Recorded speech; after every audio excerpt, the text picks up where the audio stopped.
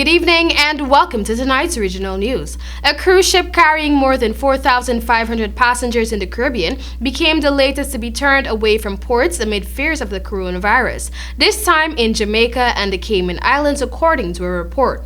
The MSC Meraviglia arrived in Puerto Rios, Jamaica from Miami on Tuesday morning, but local authorities said no one could disembark after a crew member was said to be ill.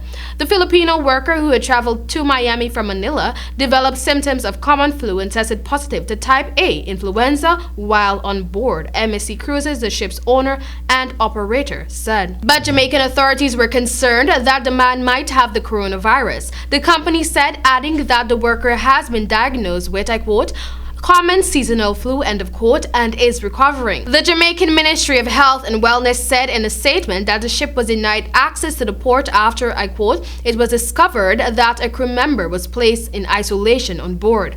The crew member had a cough, fever, and associated muscle pains with a travel history to a country of interest relating to the COVID-19, end of quote, it added. The Meraviglia then departed for Georgetown in the Cayman Islands. It had been expected to arrive early Wednesday, but Caymanian health authorities said it could not dock according to the cruise line. In response, the MSC Cruises expressed extreme disappointment with the Jamaican authorities and Grand Cayman authorities' decision to refuse disembarkation without reviewing the ship's medical records. And now for news from Colombia. Killings of women engaged in community organizing and defending human rights in Colombia increased nearly 50% in 2019 compared to the year before, the United Nations said yesterday as it urged the government to redouble protection efforts.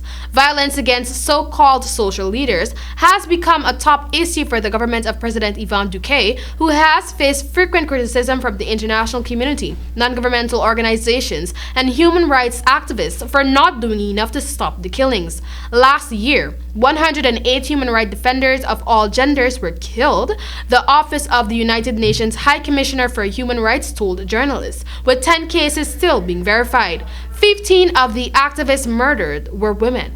The number of activist killings has fallen overall since Duque took office in August 2018, the center-right president told journalists at the breakfast event yesterday. There were 36 massacres defined as a killing of more than 4 people in Colombia last year, the highest figure in the last 5 years, the UN Rights Office said. 15 people died in police or army operations involving presumed arbitrary detentions, the UN added. A total of 115 activists were killed in Colombia in 2018. And that was all for tonight's regional news. Thank you for joining.